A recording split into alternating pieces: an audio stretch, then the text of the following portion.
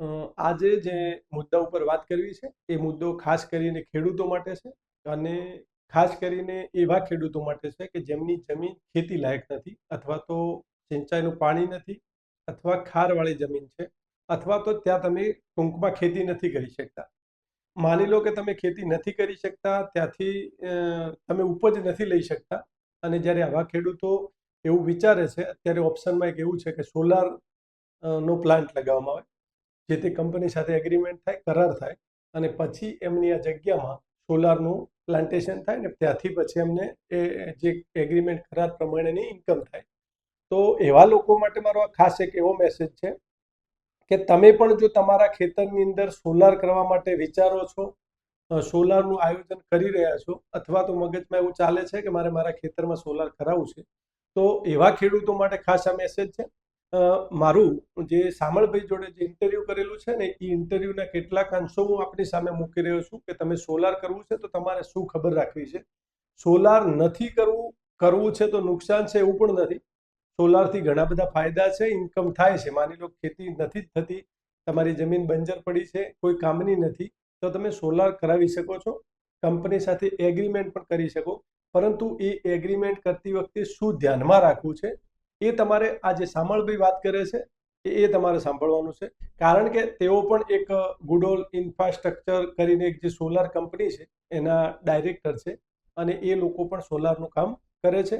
Screen પર એમનો number દેખાય છે. તમે પણ જો સોલાર કરવા માંગતા હોય તો એમનો પણ સંપર્ક કરી શકો, અથવા કોઈ પણ કંપનીનો. આ કોઈ પ્રમોશન માટેનો વિડીયો નથી, પરંતુ ખેડૂતોની જાગૃતતા માટે ખાસ કરીને હવે પછી જે સાંભળભાઈ વાત કરે છે એ સાંભળજો ને આવી તકેદારી રાખ્યા પછી તમે એગ્રીમેન્ટ કરી શકો છો. સાંભળો સામળભાઈને શું કહે છે સોલારને લઈને. સામળભાઈ, ખેડૂતોની જમીનમાં એગ્રીમેન્ટ પર સોલાર પાર્ક તૈયાર થાય છે, તો ખેડૂતોની જમીન કેટલી સેફ રહે છે?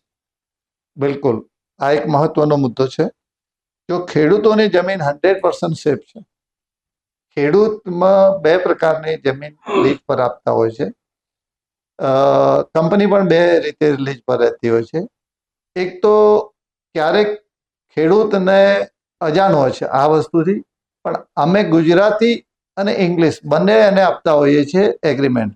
એમાં અમારું ક્લિયર કટ હોય છે કે આ જમીન પર ફક્ત અમે તમારી જમીનમાં અમે સોલાર જ લગાવીશું અને 25 વર્ષ સુધી અમે અને અમારી કંપનીના વારસદારો તમને ભાડું આપવા માટે બંધાયેલા છે અને તમે અને તમારા વારસદારો અમારી કંપનીને આ જગ્યા ભાડેથી આપવા માટે બંધાયેલા છે. એટલે એક તો એ શ્યોર છે અને રજિસ્ટર્ડ એગ્રીમેન્ટથી કરીએ છીએ એ શ્યોર છે. બીજું કે જે આની અંદર એક ક્લોઝ હોય છે કે જમીન મોર્ગેજની વાત આવે છે, તો અમે એવો કોઈ એગ્રીમેન્ટ કોઈ ખેડૂત સાથે કરતા નથી કે તમારી જગ્યા અમે મોર્ગેજ કરીશું અને એના ઉપર લોન લઈશું. કોઈ એવી કંપનીઓ પણ છે કે જે બીજાની કમ્પેરિઝનમાં ભાડું અમે 40, 42, 45 હજાર સુધી ભાડું આપતા હોઈએ છીએ પર એકર. કોઈ કંપની એવી છે કે એને 60,000, 65,000 ભાડું આપી દે છે, પણ એની અંદર એક ક્લોઝ મૂકી દે છે કે ભાઈ તમારી જમીન અમે મોર્ગેજ મૂકીશું. એટલે એને એ કંપનીને ત્યાં 1% વ્યાજમાં ઓછું થતું હોય પ્રોપર્ટી મોર્ગેજ મૂકેલી હોય, એટલે કંપનીને એ ફાયદો થતો હોય છે. પણ સાથે મોર્ગેજ છે, કાલે ઉઠીને કંપનીને કઈ ડિસ્ટર્બન્સ આવ્યા તો મોર્ગેજ છે તો એ જગ્યા ઉપર પણ લોન બોલતી હોય છે. અમે એ મેથડમાં જતા નથી. અમે બીજા કરતા ઉધાર ક્યાંક અમારી 5-10 હજાર રૂપિયા પર એકરે ઓછી હોય છે, પણ અમે મોર્ગેજ જગ્યાને, ખેડૂતની જગ્યાને અમે મોર્ગેજ કરવા દેતા નથી. ખેડૂતોમાં એક ડર રહે છે કે કંપની જમીન હડપ કરી લેશે. આ બાબતે ખેડૂતોને શું કહેવા માંગો છો કે કયા પ્રકારની ખેડૂતોએ જ્યારે કોઈ પણ સોલાર કંપનીને આ રીતે એગ્રીમેન્ટ કરે છે તો કેવા પ્રકારની જાગૃતિ રાખવી જોઈએ? હા, બિલકુલ. એ ખેડૂતે જે રેન્ટ પર જગ્યા આપો છો વાર્ષિક, ભાડું તમે કોઈ તમને પર એકરે 60,000 આપતું હોય, 70,000 આપતું હોય તો નથી લેવું. આપણે 50,000 એકરમાં આપી છે, પણ આપણી જગ્યા કંપની મોર્ગેજ ના કરે, કોઈ બેંકમાં એને લોનમાં આપણી કંપની મોર્ગેજ ના કરે, એ ક્લોઝ એ કંપની એ એગ્રીમેન્ટમાં ના ઉમેરી દે, એનું આપણે ધ્યાન રાખવાનું છે. સામળભાઈ, ખેડૂત જે છે એ એની પોતાની જમીન એની પોતાની રીતે નક્કી કરીને જમીન આપી શકે છે કે આની માટે સરકારની કોઈ ચોક્કસ ગાઈડલાઈન હોય છે? ના, જો આમાં સરકારની ગાઈડલાઈન એવી છે કે ખેડૂત પોતાની જગ્યા જેમ ખેતી કરવા માટે જેમ આપે છે લીઝ મતલબ ઉધાર આપતી હોય, આપણે એને ઉધાર હા. કહીએ છીએ, એને ભાડા પટ્ટેથી આપતી હોય છે. એ જ સિસ્ટમ આ છે કે ભાડા પટ્ટાથી એ અમને આપે છે.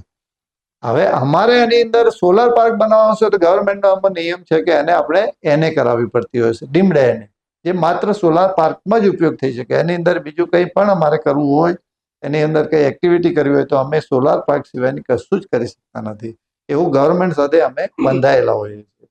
અને ખેડૂત અમને પણ ડિસ્ટર્બ ના કરે એના માટે જે ભાડા કરાર થયો હોય છે એમાં ખેડૂતને પણ એ રીતે એ નિયમ લાગુ પડતો હોય છે કે અમારા પ્રોજેક્ટને એ પણ ડિસ્ટર્બ ના કરે. હા, એને ટાઈમસર રેગ્યુલર જે ભાડું નક્કી કરેલું છે એ એને ના મળે તો એના માટે એ હકદાર છે. સાંભળવી, બનાસકાંઠા જિલ્લાની અંદર અથવા તો વાવ થરાદ જિલ્લાની અંદર જો કોઈ ખેડૂત આ રીતે સોલાર પાર્ક એના ખેતરની અંદર બનાવવા માંગે છે અને એને જો માની લો કે તમારો કોઈ કોન્ટેક્ટ કરો અથવા તમને કોઈ જમીન આપવી હોય તો આ રીતે કઈ રીતે કોન્ટેક્ટ કરી શકે છે એવા લોકો? હા, બિલકુલ. જો આમાં ઉત્તર ગુજરાત, આખા ગુજરાતમાં અમારી કંપની કામ કરે છે. જેને રેન્ટ પર આપવી છે જગ્યા, તો પહેલા તો એ જે જગ્યા આપે છે એને નજીકમાં કિલોમીટર, 1.5 કિલોમીટર કે મેક્સિમમ 2 કિલોમીટર સુધી એની અંદર 66 kV સબ સ્ટેશન છે કે નહીં, એક તો એ જોવામાં અમારે આવતું હોય છે. એ જોયા પછી એ 66 kVમાં અમે પાવર તો ત્યાં બનાવી, પ્લાન્ટ તો બનાવી દઈએ, પણ અમે જે પાવર ઉત્પન્ન કરીએ એ ત્યાં લેવાની અંદર જગ્યા છે કે નહીં, ગવર્મેન્ટ અમારી જોડેથી એ ત્યાં લેશે કે નહીં, એ અમારે જગ્યા જોવામાં આવતી હોય છે. પછી અમે જગ્યાનું ડિસાઈડ કરતા હોઈએ છીએ કે આ જગ્યા અમે લઈશું. કોન્ટેક્ટ બધા કરી શકશે, દરેકને, આખા ઓલ ગુજરાતમાં ગમે ત્યાં જગ્યા અમારી કંપની હવે આમાં આગળ 150, 200, 500 મેગાવોટ સુધી કામ કરવાની છે. એટલે જગ્યાની અમારે ઓલરેડી જરૂરિયાત છે, પણ અમે જગ્યા ત્યાં જ લઈશું, સબસ્ટેશનથી નજીક હશે. અને અમારી કન્ડિશન કે બીજા કરતા અમારા રેટ કદાચ ઓછા હશે, પણ ખેડૂતને ક્યાં અન્યાય ના થાય એવો કાયમ માટે અમારી કંપનીના એગ્રીમેન્ટમાં ક્લોઝ રાખેલો છે.